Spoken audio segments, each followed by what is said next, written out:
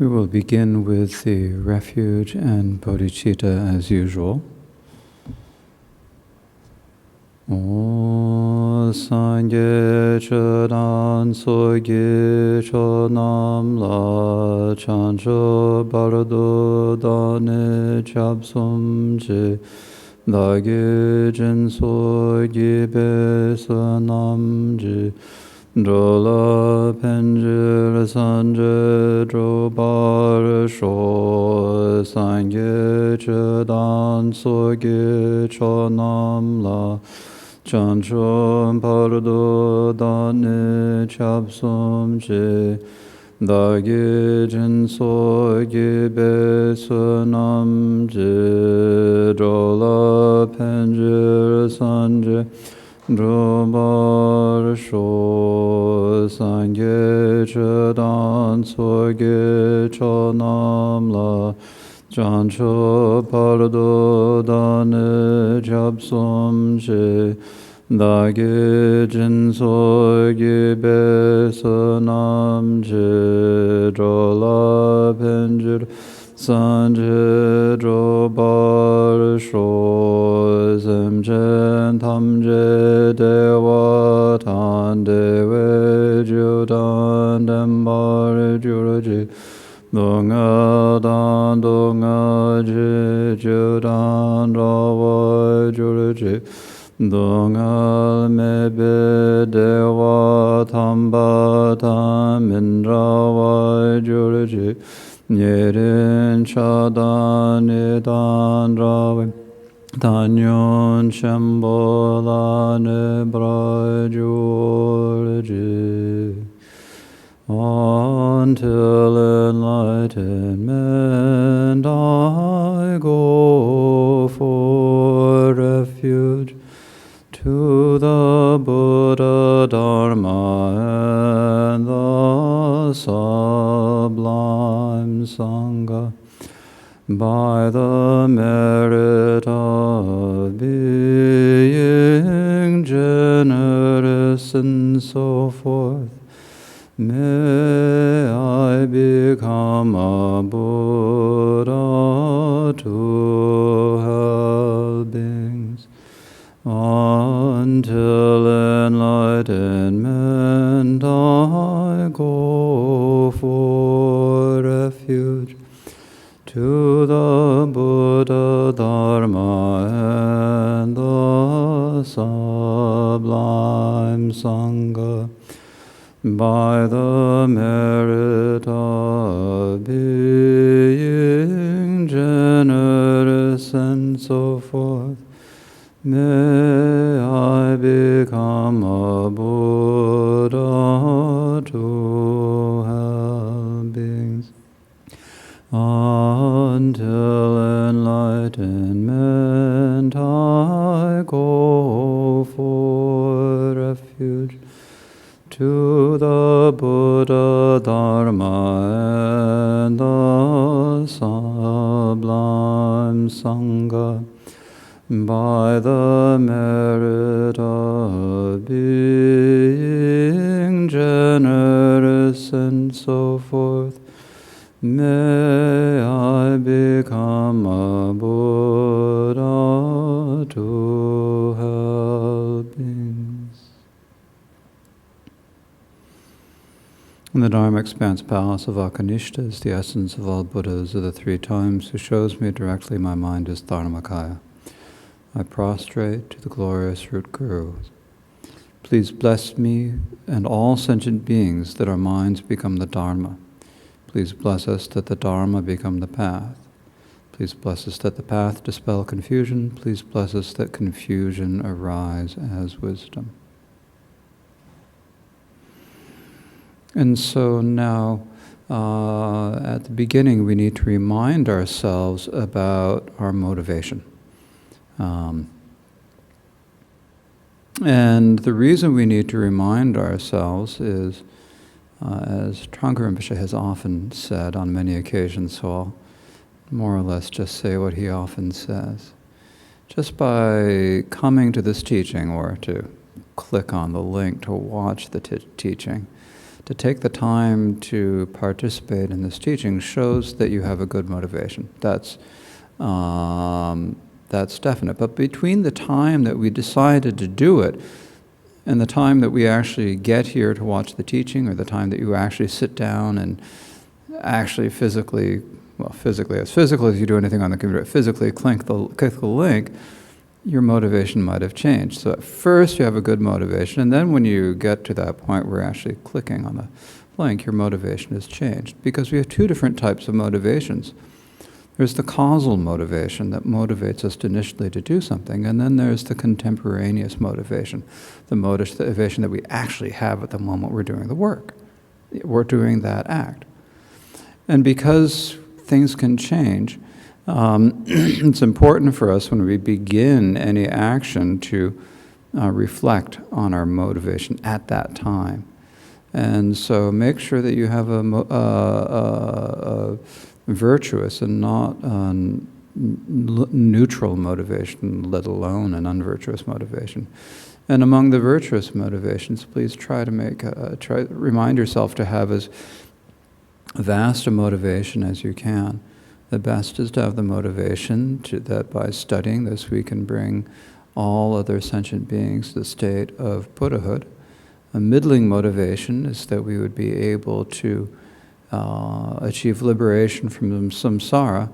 The lowest motivation by the Dharma standards, although it's by no means a low motivation, is that no means a small motivation, is that we bring benefit to ourselves and others by doing this. So please listen with a good motivation this afternoon.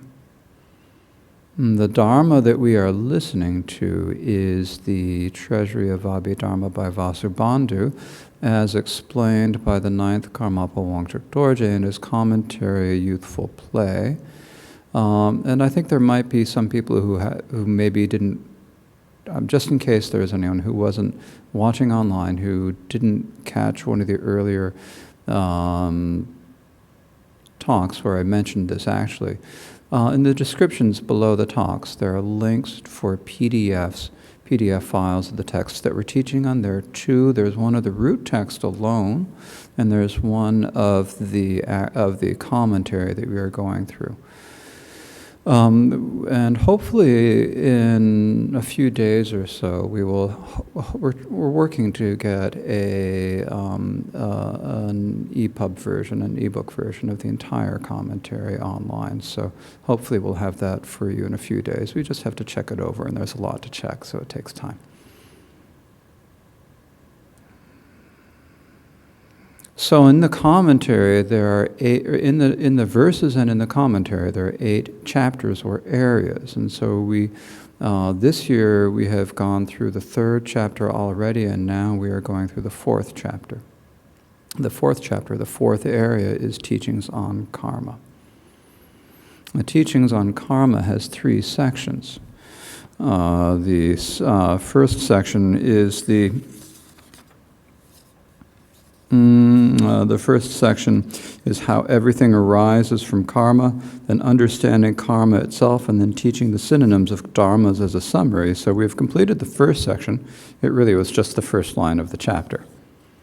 Then the second section, understanding karma itself, has 3 topics: identifying karma. Then the second part is the presentation of karma, and the third is the meaning of karma as explained in the sutras.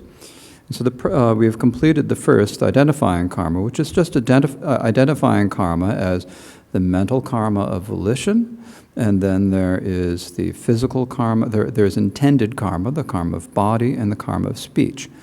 And those karma of body and speech can either be perceptible karma of body and speech or imperceptible karmas of body and speech. And as we discussed yesterday, imperceptible actions, imperceptible karmas basically means keeping vows. That's the easy way to think about it. So keeping vows. So that was the presentation of karma itself. And so now so that was the identification of karma. So now we're talking about the presentation of karma, which is classifying karma in 2, the presentation of the general features of the 3 karmas and the presentation of imperceptible karma. And so we have covered the classification of karma in two. So now we're talking about, today we have come to the presentation of the general features of the three types of karma.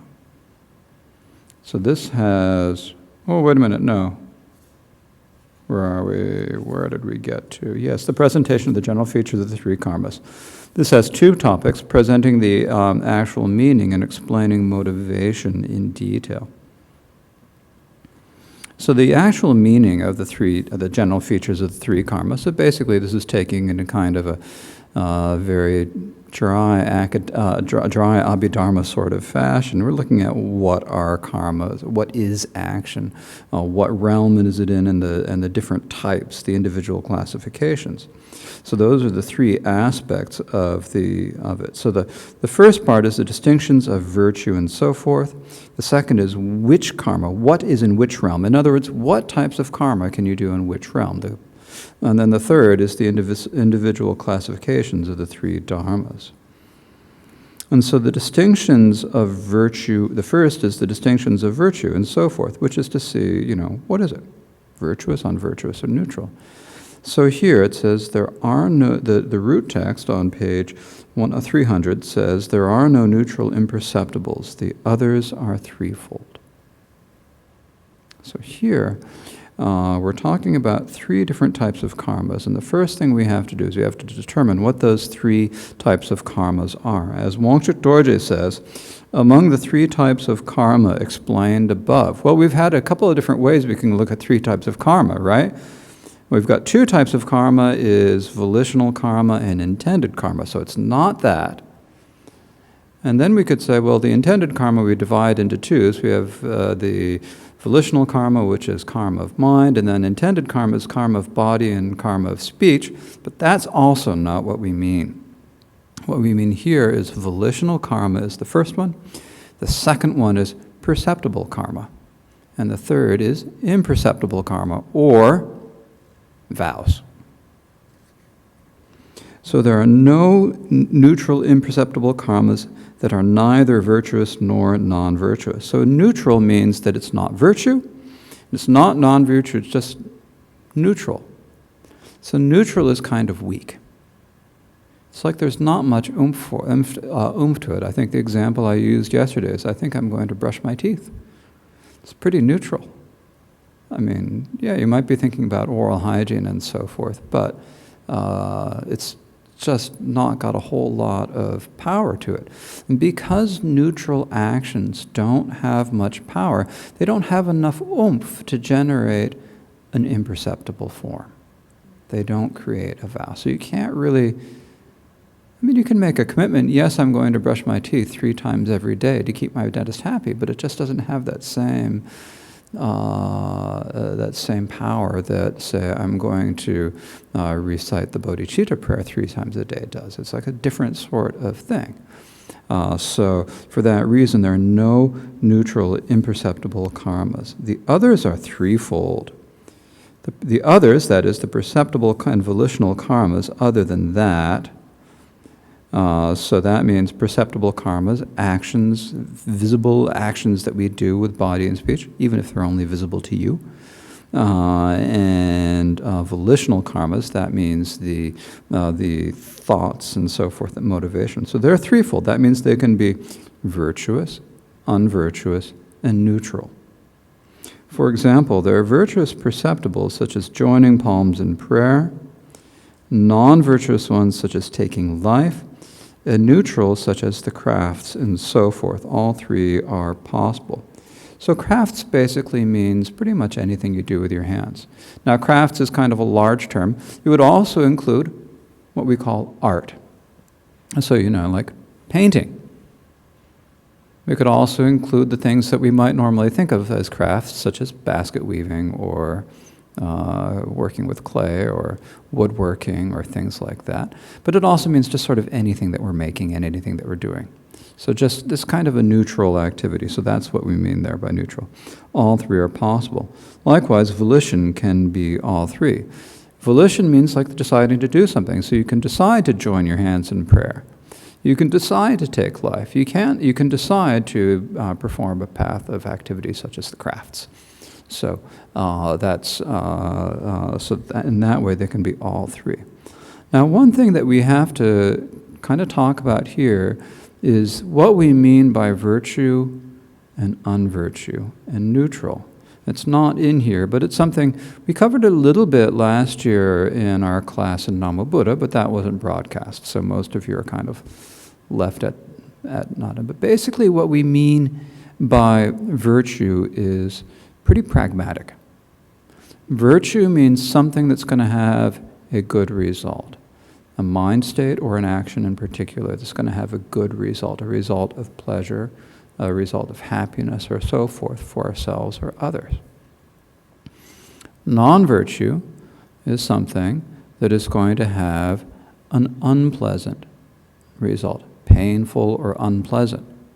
Okay? So that's the difference. It's pragmatic. If you do an action, and even though that action brings you temporary pleasure, if your motivation is greed, hatred, desire, pride, envy, and so forth, it is non-virtuous. It is unvirtuous, and therefore it will eventually produce an unpleasant result. So that's what I mean. It's a pragmatic thing. And so here, when we're distinguishing it, we have to distinguish not the short-term result. For example, if you have been in a blood feud with your terrible enemy your entire life and you finally kill your terrible enemy, you may feel satisfaction and happiness and exult for a moment, or for even longer than a moment. But the result of that killing is going to be falling into the lower realms. Similar when you're acting out of greed or lust. If you're engaging in sexual misconduct, it will be maybe pleasurable in the short term, even that's not certain. And then in the long term, it's going to have bad repercussions. So we're not looking at short term here, we're looking at long term.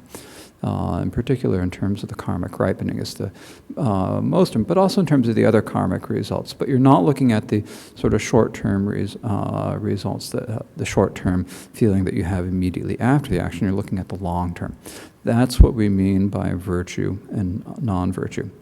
So it's different than, I think, in those of us who come from more Christian or Christian culture backgrounds, we often have the idea that it's like this moralistic thing. There is right and there is wrong, and that right is virtue and that wrong is non-virtue. But it's not like there is some sort of abstract idea of right. In Buddhism, we don't really talk much about justice. There's no abstract idea of this being just or right or fair. We're more pragmatic here. The Abhidharma is more pragmatic. If the action is motivated by a good state of mind, such as the non-greed, non-hatred, non-delusion are the three, or by faith or something, or sincerity or whatever, something like that, and you do an action motivated like that, such as giving, such as such as helping out at a food bank at a time like this, such as whatever you are doing that's motivated by that. That is a virtuous action. It may give you pleasure in the short term, it might not. But in the long term, the karmic results of that action will be pleasure. Giving is traditionally said to result in prosperity in future lives. And so forth. And practicing discipline is said to result in having a good rebirth, and so forth. So they were talking about that. Now, then when you're acting out of greed, hatred, delusion, pride, envy, and grudge, and so forth, that is going to be a negative action, and it's going to lead in the future to a bad result. So it's not judged by any external thing. This is an important thing for us to understand when we're talking about Buddhist ideas of morality, and talking about, it's very common, and has been very common in Western thought for many centuries, to talk about justice. Is this act just? Is it right? And what the basic point you just don't see that terminology so much in Buddhism. The main reason is that we're looking at it on the level of individuals and particular actions and particular motivations, and the motivation of wanting to bring oneself happiness and avoid suffering. Everyone has that motivation, but a lot of people are just really, most people, and most of us still, are deluded about what is going to do that, and therefore thinking that acting upon our desires is going to bring us happiness, we end up reaping suffering. Right? So this is what we're talking. We're talking primarily on a very individual level. Now the good thing about this is that means that we can look at ourselves anytime we're doing any act. And because we can take some control over ourselves, which is harder than it sounds, but it is possible, we can do that in any moment. We can actually take control, but we have to understand what we mean by virtue and non-virtue and so forth. This is not it's not based on some absolute standard. It's a kind of pragmatic thing that we look at in the moment, but it's really looking carefully at our motivations first and foremost, as we'll get in further. So now there's the question as which of these, what is in which realm? So where do you have virtuous karma? Where do you have unvirtuous karma? Where do you have non-virtuous karma and so forth? Neutral karma and so forth. Which realm non-virtue is in? Non-virtue is in desire. Non-virtuous karma is only in the desire realm. It is not in the higher realms because beings in those realms have discarded shamelessness and immodesty. So, shamelessness and immodesty are two mental factors that are always present when you don't, or when you are doing something unvirtuous. Shamelessness, or you could also translate that as a lack of conscience, is just not caring about what that action is going to do for yourself. Immodesty here means not caring about what it's going to do for others. So one is focused more on oneself. So like not thinking, so the shamelessness is like not thinking about your own dignity. Not thinking, if you think to yourself, if you have the thought, I couldn't do that just because I couldn't do that. I couldn't kill another being just because I wouldn't be able to live by myself. That's a feeling of what we could call shame or conscience. This is a different use of shame than is often used in contemporary English. This is an older use of the word shame. So here it means more like just feeling a conscience. Right? So the opposite of that is shamelessness, not caring. Yeah, I could kill. That's not caring.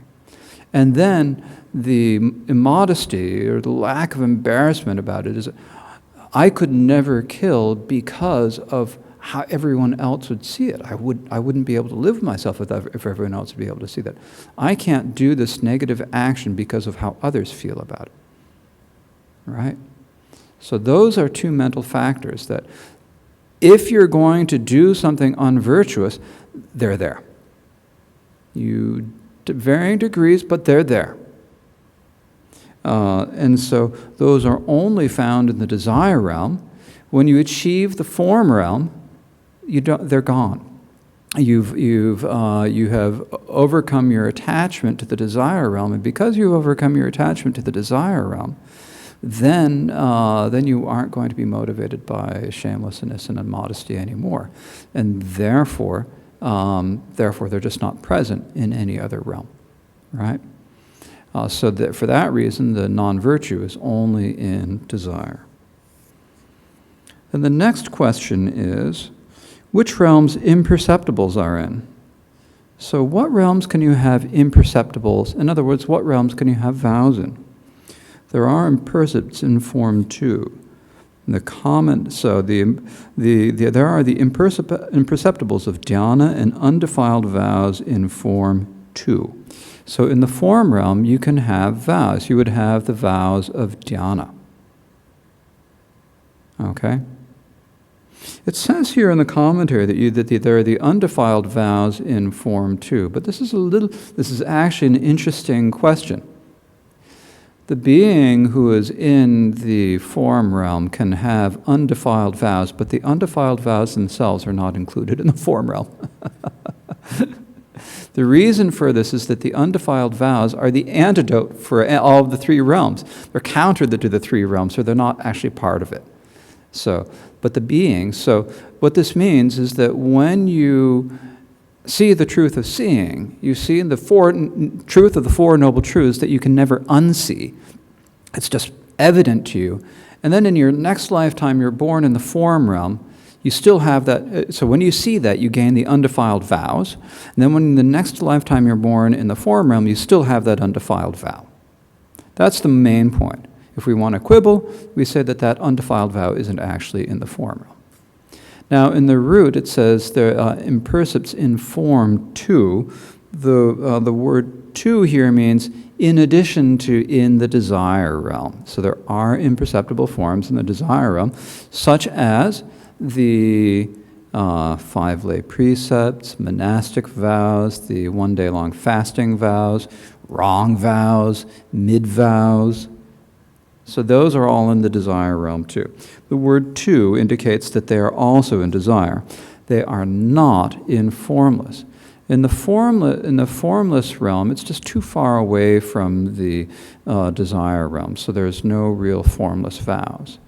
Now again, a noble individual who achieves formless meditations and is reborn in the formless realm would have the undefiled vows, but those undefiled vows are not actually included in the formless realm, so they're not counted here.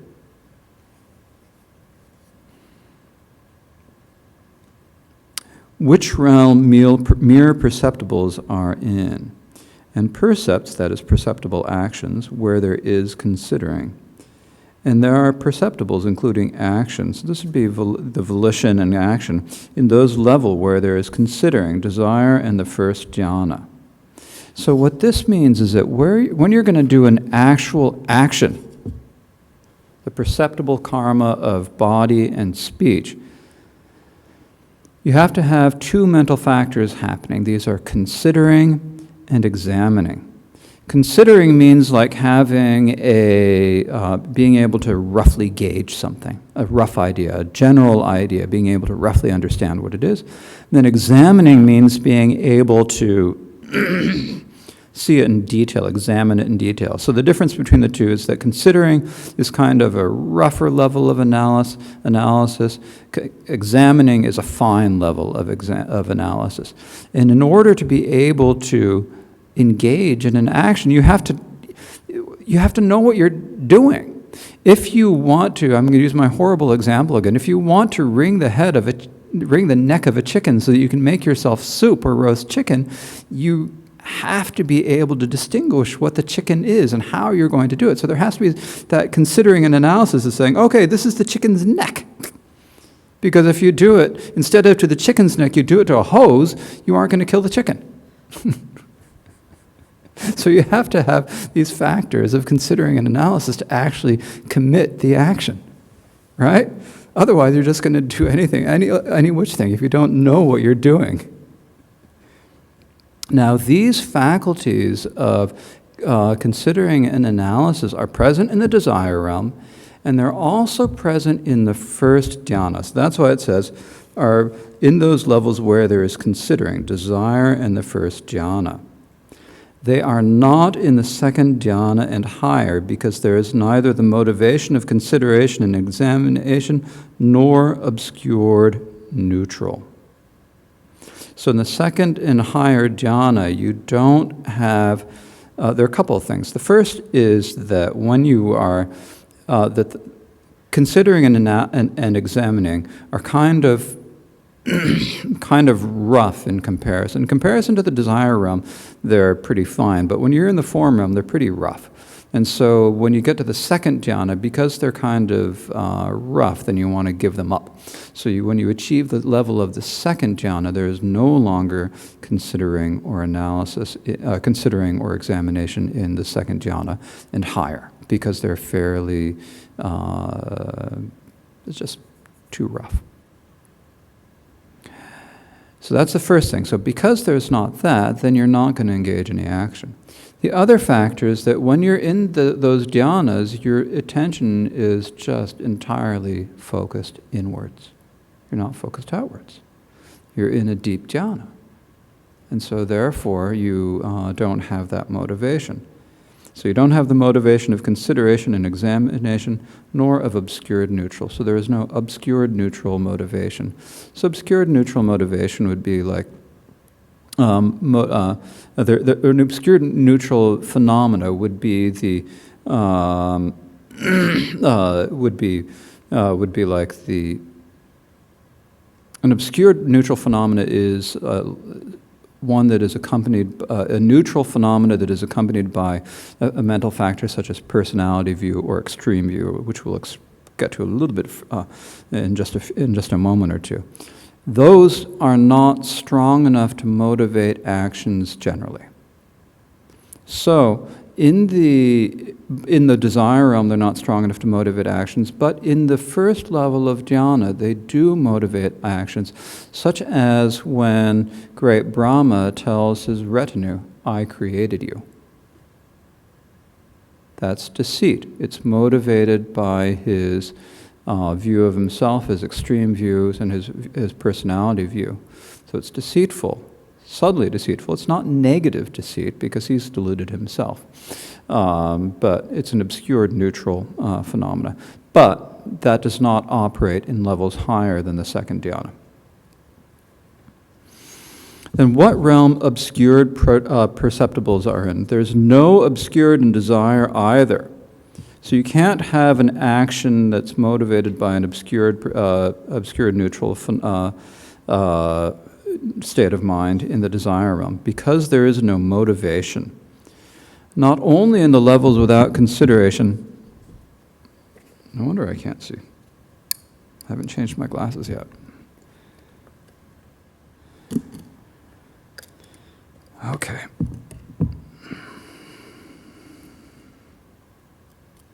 Oh, that's better. Not only in the levels without consideration, that is above the second dhyana, but there's no obscured neutral or perceptible in the desire realm either. What is the reason? Because there is no motivation for it. So in desire, the obscured is only associated with personality and extreme views. And those are always discards of seeing only, so they're directed inward. For that reason, they are not suitable as the motivation for perceptible karma. So this is a sentence that is, as a teacher of mine once said, as clear as soup. It actually is quite clear, but you have to know what the word means. So we've got the obscured, it says, is only associated with personality and extreme views. So when you have an obscured neutral state of mind, then it's associated with personality view and with extreme view. So personality view means when you're looking at your 5 aggregates and you think me or you think mine. For example, you look at your body and you think that is me. You look at your mind and you think that is me or that is mine. That is my thought. It is when you construct an idea of yourself. You look at your skin, you see the color of your skin, you say, I'm white, I'm Asian, I'm this. You look at where you grew up and all that and all the thoughts, and that makes you think, I'm American, I'm Canadian, I'm English, I'm whatever. It's thinking, I'm this. You're looking at some feature of you and decide, some feature of your continuum and saying, me or mine. My nose. This is my nose, or my hand. That's part of it, is looking at my hand and saying, mine. That's personality view. And extreme views. Extreme views are, in particular, the views that there are no past and future lives, or that's the extreme nihilist view. That the nihilist view that there is no karmic cause and effect, or the view that there is a permanent soul, a permanent me, a permanent God, and so forth. Those are eternalist views. So we're talking about eternalist and nihilist views. So when you have personality view and eternalist views, they're not necessarily, those are kind of neutral. They can kind of go towards virtue or towards non-virtue, but they're neutral themselves. So when you only have those happening, then that's a neutral, obscured, neutral state of mind. It's called obscured because even though it's neutral, it still prevents you from achieving liberation. And so that's the first thing, those two views. Now, these two views are discards of seeing only. So what this is talking about is that when we talk about the afflictions, we call them discards because there's something you need to discard, right? There's something that you want to get rid of, so we call them discards. And then we classify the discards by when do you discard them? Do you discard them on the path of seeing, or do you discard them on the path of meditation? Right? So those afflictions that you discard on the path of seeing are called discards of seeing. Those discards that you discard on the path of meditation are called discards of meditation. Right? So we've got discards of seeing. That's when you first see the nature of the Four Noble Truths. Then those are gone. When you see the nature of the Four Noble Truths, then your personality view, your extreme view, your doubt, and so forth are just gone. Those are discards of seeing. But you still have certain levels of ignorance, hatred, greed, and so forth that remain. Those are discards of meditation. Those discards of meditation are more deeply ingrained. They've kind of got a little bit more of a basis. The discards of seeing are just completely imaginary ideas. The idea that there's a me is totally imaginary. And once you see that it's imaginary, you can't unsee it. But craving is harder to get rid of. So the discards of seeing are relatively easy to discard. And the other thing is they're focused inward. They're not looking outward so much.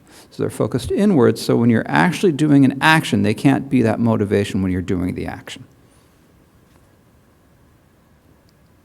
For that reason, they are not suitable as the motivation for perceptible karma. So now we have, coming to the third part of this, the individual classification of the three dharmas. And so this is classifying virtue, non-virtue, and neutral.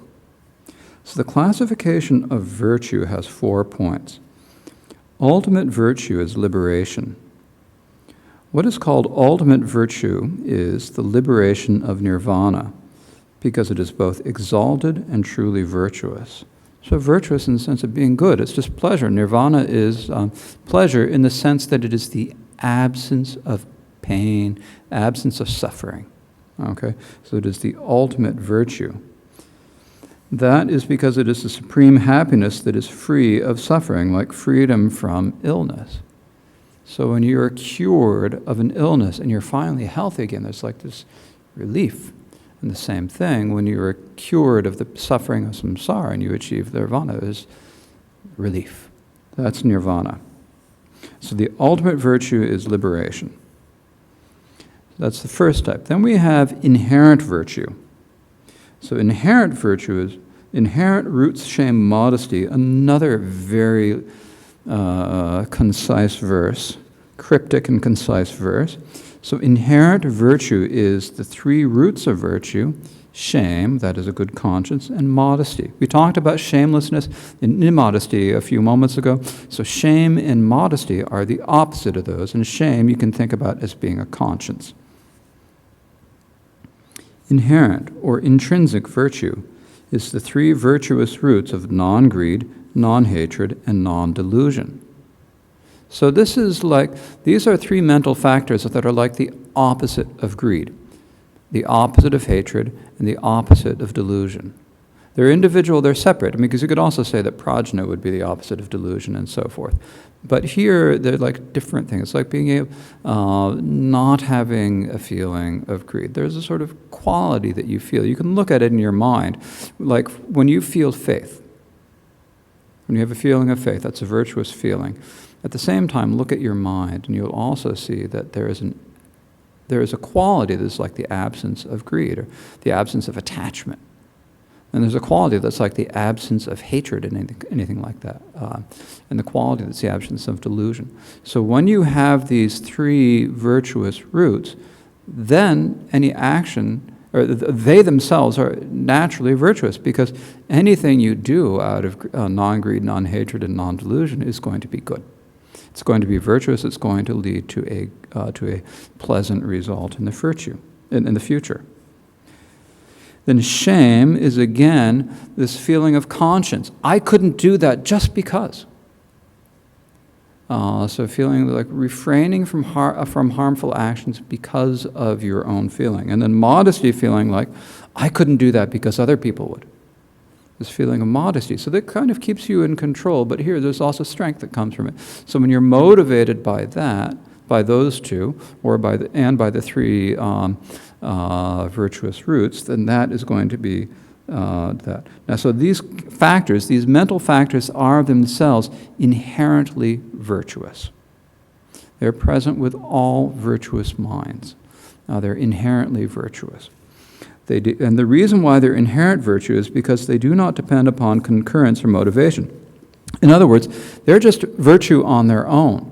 They aren't virtuous when they're concurrent or associated with some other mental factor, that is, associated with some other state of mind. And they aren't virtuous because they're motivated by something else. They're just naturally, intrinsically virtuous.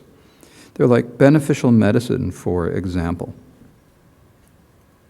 Just something that's naturally good for you. It's like aspirin. It's just good for you. Well, I guess it isn't always. There are times when aspirin is bad. What's always good for you? I'm not going to go there. I'm not going to think about that too much. Any example I come is going to have problems here. But something that's always good for you.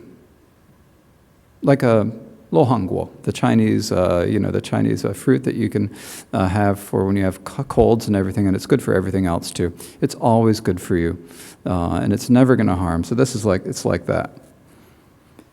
Then concurrent virtue. Concurrent with that is concurrent. So when we talk about concurrent virtue, that means virtue that is concurrent with the intrinsic virtue. So that refers to the inherent virtue. So anything that is concurrent or associated with the three virtuous roots, or shame or modesty. Now, concurrent is a little bit of a technical term. You could also say associated with. When you have a state of mind where you have non-greed, non-hatred, non-delusion, shame, and modesty, then at the same time you also have, a feeling of faith. That feeling of faith is virtuous because it's associated with or concurrent with your non-greed, non-hatred, non-delusion, and so forth. That's what makes it concurrent virtue. Okay? So anything that's happening in your mind. At the same time, when you have those five qualities, you also have all the other mental factors, like you have prajna at that point too. Prajna being the ability to distinguish what is dharma and what is not dharma. So when you have those five mental factors, then your prajna is also going to be virtuous. Your consciousness at that point is also going to be virtuous, because you have the consciousness and then you have the mental factors. So that consciousness is a virtuous consciousness. So these are what we call concurrent virtues. Because there are no virtues in a mind that is not concurrent with the roots of virtue, like drink that is mixed with medicine. So when you take a good beneficial medicine like lohangguo, now I suppose a lot of things that on a taste level you might not want to mix lohangguo with all of them, but if you did, it would still be good for you. I don't know. Maybe that's a bad example. Drink that is mixed with medicine. So if you have, if you put something medicinal, something beneficial in a drink and you do it, it's going to be good for you. The drink itself might not be good for you, but when you put the medicine in it, it is good for you. Your prajna, your contact feeling, and so forth are not necessarily going to be virtuous, but when you add the 3 virtuous roots in shame and modesty, then they're going to be virtuous. Okay? The next one is the virtue of motivation. Actions and such are motivated. The actions or karmas of body and speech motivated by those and such things, including birth, attainment, cessation, the absorption and the conception free, are motivated virtue. Okay, so the actions are easy to see. When you are doing an action, you're motivated by non-greed, non-hatred, and so forth. That action is going to be virtuous. For example, when you are giving, you are being generous, that's non-greed part of it, right? So that's a virtuous action. Now, at the same time, there are other things that are happening at the same time. These include the characteristics of composites, which are birth, aging, staying, and impermanence, or perishing. In other words, everything composite always is born, stays, decays, and perishes, all in the space of one instant. And in fact, when they stay, this is a real sidetrack, sorry. When they're happening in the course of one instant, you can't even say that they're happening one after the other. They're all happening at the same time. It's just depending on how you look at it. So they're the characteristics. Attainment means like the quality of having something. Like when you have attained the level of the path of seeing, there's a quality of having achieved that, and we call that attainment. The absorption of the conception-free, that would be when you achieve the conception-free absorption, then that is motivated by virtue, so it is motivated virtue. It itself is, it's motivated virtue. So this is like the milk from a mother who has drunk a beverage mixed with beneficial medicine. The auto commentary says the milk of a cow that has been eating medicinal plants, essentially. So if you have a Tibetan yak that's been up on the hillside eating lots of medicinal things, including the yartsa gombo, the cordyceps mushrooms, and whatever, then the milk of that yak is going to be really nutritious and good. Or if you have the milk of a mother, so if you have a human mother who eats lots of good medicinal foods, then their baby is going to be naturally drink the medicinal substances too. So that's the virtue of motivation. And so then the next one is the classification of non-virtue. Non-virtue is the opposite. So we just had four for virtue, right? Well, the opposite of those 4 is non-virtue. So non-virtue, which also has 4 types, is the opposite of the 4 virtues. All that is in the end samsaric is ultimate non-virtue. The auto commentary is even clearer. Samsara is the ultimate non-virtue. So when you start thinking about it, well, what do we mean by samsara? Well, samsara means pretty much everything defiled. Everything. Samsara is not a separate location. It's not a place you go to and that you're in and that you're going to get out of samsara. Samsara is our current existence. So it means, what is samsara? Your body is samsara. Your mind is usually samsara unless you achieve some realization. This table is samsara, the whole thing, everything, the 5 aggregates, the 5 defiled aggregates, the 12 defiled 12 sense bases, all defiled phenomena are samsara, and they're all ultimately non-virtue. So when we say that they're ultimately non-virtue, samsara is ultimately non-virtue, the reason we say this is because they are only going to lead to suffering. That suffering can be on different levels of suffering. So we might have just sort of mere dissatisfaction. We might have out-and-out pain. It can be different levels. Sometimes it can be suffering that takes the form of worldly pleasure, which is what we call the suffering of change. It's pleasant for a time, and when it's over, it's suffering. Or greed for it motivates more unvirtuous actions, and then leads to more suffering, the suffering of change. So everything samsaric ultimately leads to suffering. So for that reason, it's the ultimate non-virtue. And this is one of those things, it's one sentence in this paragraph, or in this whole book.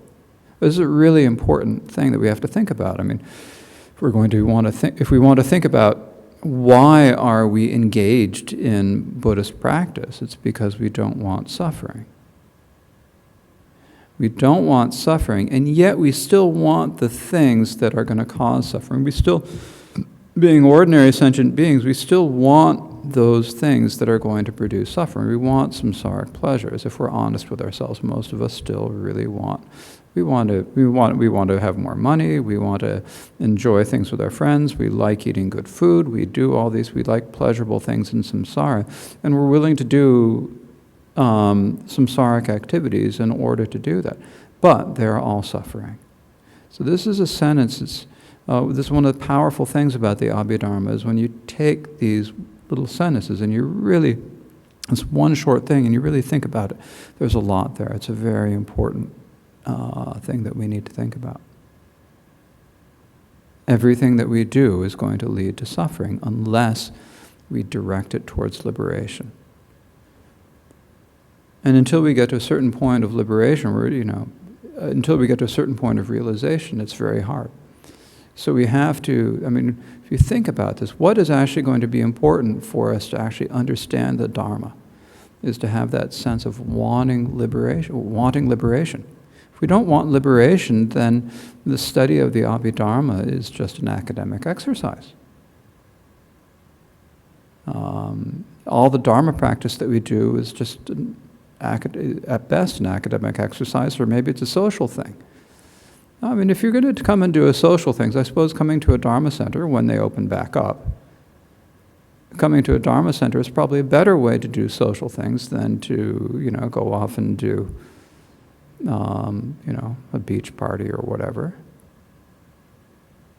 Because at least there's some possibility that something good will come out of it. But you have to look at your motivation. If you really want to get something out of this precious opportunity we have right now, we have to realize that everything in samsara is going to create suffering. This is why Milarepa said it was like a pit of suffering, a pit of fire. So we have to look at that. We have to look at ourselves and see that, develop that motivation for ourselves. Otherwise, what we're doing now is just satisfying intellectual curiosity, but is not actually going to bring any long-lasting transformation in our hearts. And that's what we need. We're not studying, it is a difficult and complicated sort of topic, and so it makes you get a tendency to look at it on a surface level. You read these things and it becomes an intellectual exercise, and so you're going through this list of the four virtues. Okay, we've got an inherent virtue, we've got ultimate virtue, inherent virtue, concurrent and motivated virtue, and we've got these four same things for a non-virtue. And you can say the list, but if you can say the list, but you aren't actually thinking about what the meaning is, then it's not going to help you as much. So you really have to think about it. And the one here that we can really profit from thinking about is especially this one. The ultimate non-virtue is samsara. But the problem here is that we also have, in samsara, we also have virtuous actions. We also have neutral actions. So how is that? How can they be virtuous on one level but unvirtuous on the other? Because aren't these like exclusive of each other? And so the point here is that when we're looking at samsara as ultimate non-virtue, ultimately it's going to lead to suffering. On the short term, if you do a neutral action like brushing your teeth, it's on the short term, it's neutral. On the long term, it's going to lead to suffering, even brushing your teeth. I'm not sure exactly how that one's going to work right yet, but still, neutral actions are still samsara. Maybe your attachment to teeth, when your teeth all fall out and you can eat nothing other than oatmeal or kanji, then, that's suffering.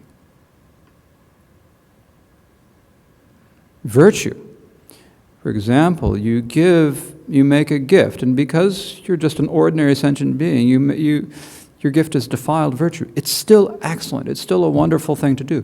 Even though we're saying that it's ultimately non-virtue, it's still on a temporary level, it is going to bring you benefit on a temporary level. So practicing defiled virtues is extremely important, despite what their nature is. But when you practice a defiled virtue, you make a gift now. You give someone food who needs food. You help out someone who's lost their job because of the pandemic.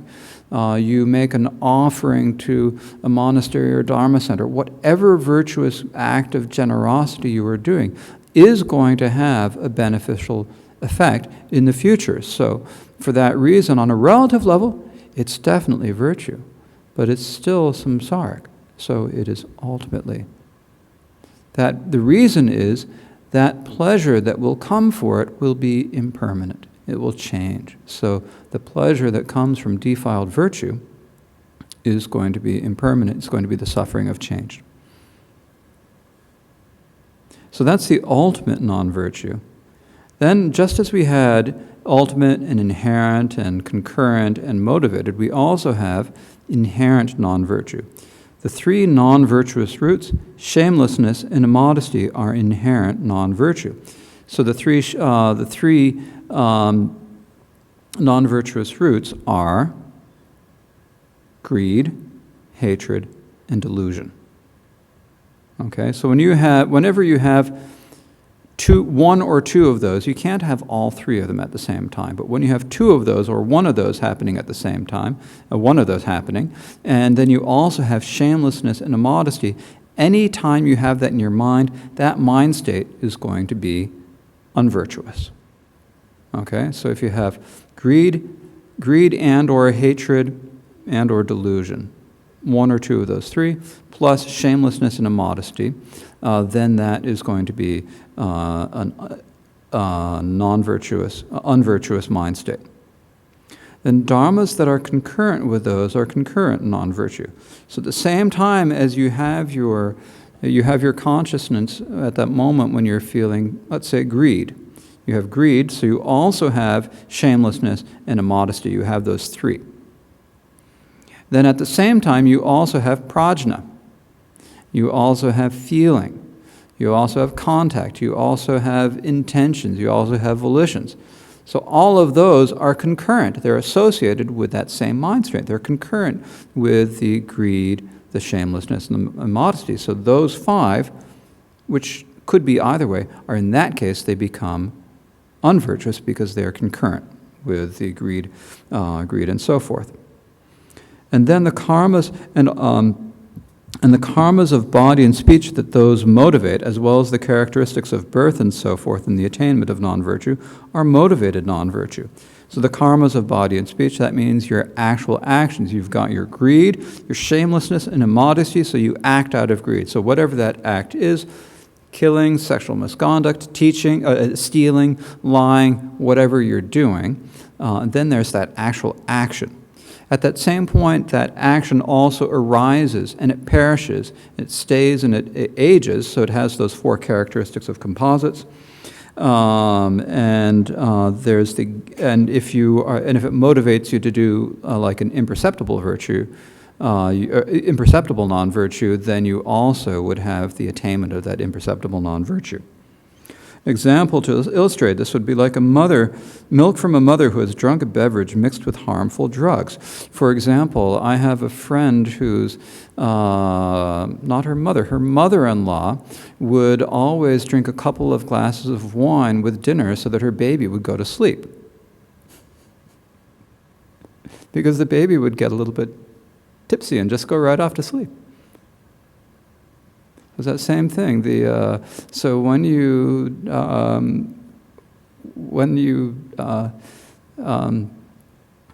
I suppose it's a danger when we are in India, when you're drinking Indian milk and all those cows are eating all the plastic, maybe you're getting all the plastic in the milk too. I don't know. Okay, so that is the classification of non-virtue. The classification of the neutral is the next one. The stable is the ultimate neutral. Now, those of you who have the root text, in your root text here, there is a misspelling in the Tibetan in the root text. So in the Tibetan it says, Causal, the second tempa is Bao Satatatana Din, Ra. So that should actually Bao Ratatatana Din. Luma Teni Tempa Ta, right? Tempa. So the second tem would be Bao Ratatatana Din. Okay. That which is stable is the ultimate neutral. Space and non-analytic cessation are among the composites.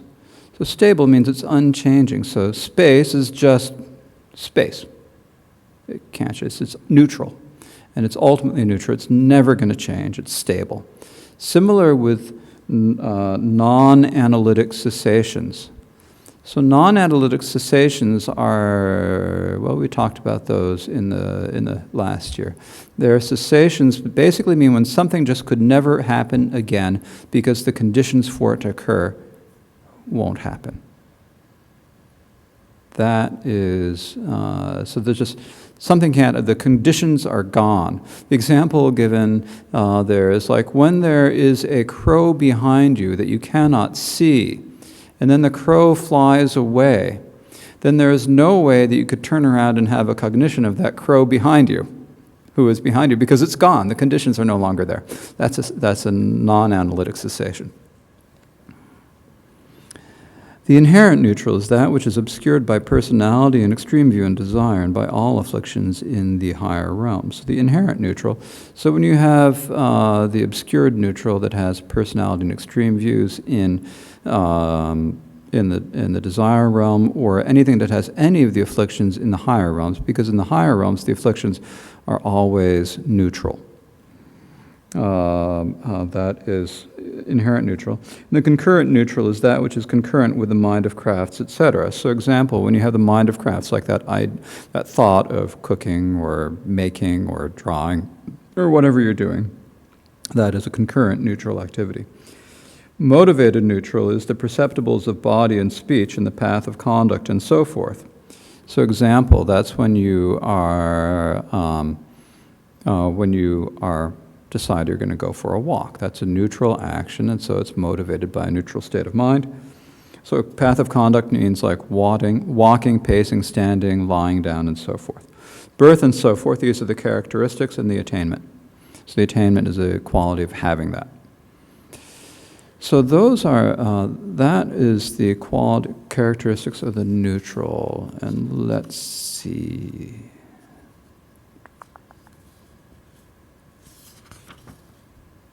Yes, I'm going to go just a little bit further today. So the next point is we're going to explain motivation in detail. Explaining motivation in detail. This is 3 topics: the classification of motivation. The second is the nature of its classification. And third is examining the 4 possibilities of their Dharma bases, of the phenomena, in other words. Classifications of motivation. Now, as you might remember at the very beginning of the talk, when I was reminding you about your motivation, I reminded you about 2 different types of motivation: the causal and the contemporaneous motivation. So this is where these are taught in this text. 2 motivations are the causal and the contemporaneous motives. Now, the reason why this comes up here is that a few pages ago, we talked about how there's no obscured neutral in desire, and we said that the discards of seeing cannot motivate an action. But you say, how is that? Because you read in the sutras about people who are motivated by their view of a self, that is personality view, in order to do things like wrong action and wrong livelihood and so forth. So how can that be? Doesn't that contradict the sutras? And the answer is that it does not, because we're distinguishing 2 different types of motivation: the causal motivation and the contemporaneous motivation. Well then, if the cognition of a discard of seeing cannot motivate a perceptible, that is, when you have an extreme view or a personality view that doesn't motivate an actual action. Like you're not going to wring the head of the chicken out of a personality view, right? Then it contradicts the sutra that says, from that wrong view come wrong thought, wrong speech, and extreme actions, you say. It is not a contradiction. In general, there are two types of motivations, which are called the causal and the contemporaneous, that is, contemporaneous with the action, motivations. So you've got the causal motivation as the first thought to do something. And the contemporaneous motivation is the motivation in your mind at the actual time that you're doing the action. For example, this is one that Rinpoche often uses. When you, well, that's the one I used at the teaching. You want to come to a Dharma teaching. Your decision to come to the Dharma teaching when you're still at home, before you've gone anywhere. That is the causal motivation. Then the motivation that actually gets you to enter the room where the teaching's being held and sit down and participate in the teaching, that is your contemporaneous motivation, right? To do with the example I've been overusing, if you want to talk about an unvirtuous action, the causal motivation is, I want roast chicken. I'm going to kill a chicken. The contemporaneous motivation is the motivation you're feeling as you wring the neck, right? So that's the difference. It's like the one gets you to go and do something. So you kind of have to have that causal motivation before you're going to have the contemporaneous. You have the two different. And because there are these two different motivations, you talk about the personality view and so forth, they can work as the causal motivation, but not as the contemporaneous motivation. So the nature of each classification, the first one is the instigator, the second is the executor. The first one of the two motivations is the instigator because it is both cause and motivation and it impels the karma. So it gets you to do it. That thought, I want to go to the Dharma teaching.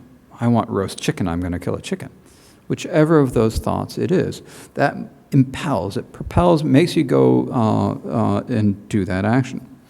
The second one, that is the contemporaneous motivation, is the executor, because one engages in action according to it at the time of the action. So this is the time when you're actually entering the place where the Dharma teaching is being given, or the time when you're actually wringing the neck of the chicken, or engaged in whatever other action that you're doing. So it's the one at the time versus the one that first gets you to do it. Without the contemporaneous motivation, there might be the causal motivation, but the action will not be brought to a perceptible end. In other words, you might decide, I want to come to the Dharma teaching, and you get to the Dharma center and you are so distracted by the conversation that you have when you're standing by the cloakroom that you never actually make it into the hall. For example, it is like someone who resolves to go to the market but dies in the interim and does not reach the market. Someone says, I'm going to go to the mall, it's now open, I can go to the mall. And they go to the mall, and on the way there, as they're crossing the street, they're hit by a truck and die. They had the causal motivation, I'm going to go, but they couldn't have had the executor because they didn't execute anything, they got executed themselves instead, right? So that is the difference between these two types of motivation. So it's important to understand this because there's a variety of, one can be good and one can be bad. One can be bad and or you can start good and end up bad. You can start bad and end up good. The best is to have both good, but you have to be careful about them. So this is an important idea to think about. And so just give some thought to this tonight as you are going through whatever you're doing. Think about your actions and so forth. There's a little bit of homework. Is to think about this and look at in terms of your actions. What are your contemporaneous motivations when you're actually doing something? What are your causal motivations for doing something? What is the quality? Are the two motivations? Are each of the motivations? What are they? virtuous, unvirtuous, or neutral? Do they both match? So just think about it. And the other bit of homework is to think about the idea of the ultimate non-virtue. Samsara is the ultimate non-virtue. And this is an important thing to think about. It's really probably one of the more important sentences we've had. Remember that everything in samsara is ultimately going to lead to suffering. Just contemplate that a little bit. If you keep that in mind, when we think about the study of Abhidharma, why are we studying Abhidharma? In order to tame our minds. Now, some of us, the Abhidharma is a vast topic, and there's a lot of detail in here, and this isn't half the detail.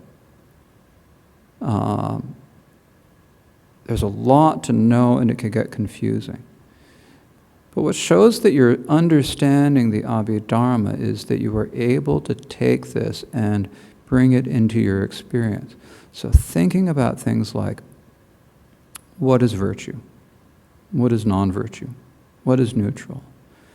In particular, what is the ultimate non-virtue? Why do we say that samsara is the ultimate non-virtue? Looking at yourself in your own experience. If you gain an understanding like this, then everything else is going to kind of fall in place. If you get the details about this is a discard of seeing or so forth, this may not necessarily be so important for you right now. Hopefully it'll be important for you later. But right now, if you have the right understanding about what is virtue, what is non-virtue, what is the ultimate virtue, and what are your motivations as you do actions, if you think about that, that's something that's actually going to be of practical benefit for you now and in this lifetime. And that's the sort of thing that if you take that from these teachings, it's really, that's showing that you're getting something. If you can spout off if you can remember all the categories and read everything out, tell me what the 4 types of virtue, tell me what the 4 types of non-virtue, the 4 types of neutral all are, and memorize them, and yet you aren't able to distinguish virtue and non-virtue in your own being, then it doesn't help. So look at that. And so that's, I think, an important thing to do. And I could sort of say it's a homework assignment, but it's not. It's like, it's what we're doing as Buddhists, where the idea of the Buddhist teachings, do not do any wrong, practice abundant virtue, completely tame your own mind. This is the teaching of the Buddhas. So if you want to do that, you have to know what is virtue, what is non-virtue, why is samsara ultimate non-virtue, what are your own motivations. So please think about that. And it needs more thought than just one night. You have to think about it for a long time. If you think about it for one night, you get a hit, an idea, I get it. And if you leave it at that, it's gone. If you think about it tonight, you get a feeling for it. You think about it tomorrow night. Maybe you'll get a feeling, maybe you won't. That's not what's important. You think about it, you contemplate it, you think about these ideas. You look at it in the context of your daily life. And it's not so much that you're getting a particular feeling. Sometimes you do get a feeling. It doesn't matter. What's important is that you're gradually changing your mind over time. That's what's important. So you do these contemplations, some days it just might feel like you're going through the motions, but you still do them anyways. And then as you do it in that way, it'll eventually be beneficial, bring you true benefit. So that is enough for our session today. So please let us take the virtue of teaching and listening to the Dharma, and let us dedicate it for all sentient beings. Osanam de tam che se bani Tomne nye pedranam pamchene Kegana chimbalab trobai Sibet sole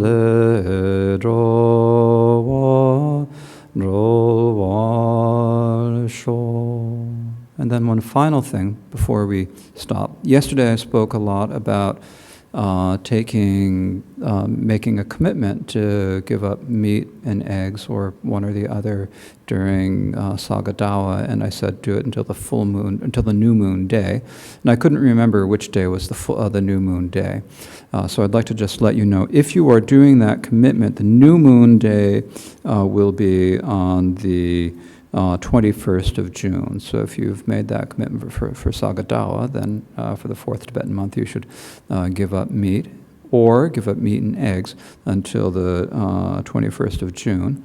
Alternately, some people, just for medical reasons or whatever, have to eat a little bit of meat. And if that's your case, you might consider giving up meat and eggs on the good days, the full moon and new moon days. So that, and on the Medicine Buddha Day. So if you give it up on the Medicine Buddha Day, which is Saturday, May 30th, and if you give it up on Guru Rinpoche Day, which is the 10th day, which is the 1st of June, and if you give it up on the full moon day, that's the especially important day, that's the big one, that is on the 5th of June, and then also give it up on the 25th of the Tibetan month, which is the 15th of June, and then also on the 21st, which is the new moon day. Okay, thank you very much.